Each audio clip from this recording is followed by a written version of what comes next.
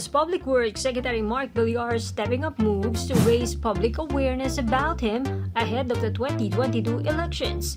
A day before Father's Day, Mark and his dad, billionaire Manny Villar, appeared in a TV commercial.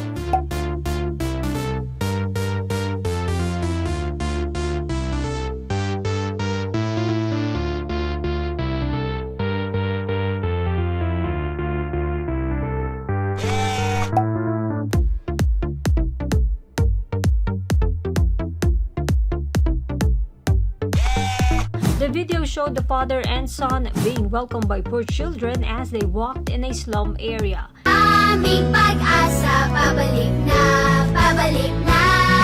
It ends with this tribute to fathers.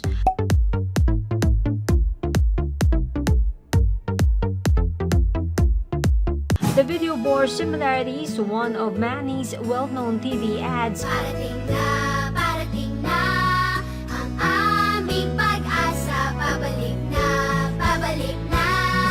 Kami aangat na. Pwede ba, buksan ang mga mata. Bigyan kaming pansin, huwag sana deadmahin. Kami mahihirap, ay bida sa kanya. Kinabukasan, Sa mga padre de pamilyang nagbibigay ng magandang kinabukasan, Happy Father's Day from Manny and Mark Villar. As a presidential candidate in 2010, Mark is rumored to be running for senator in the 2022 elections.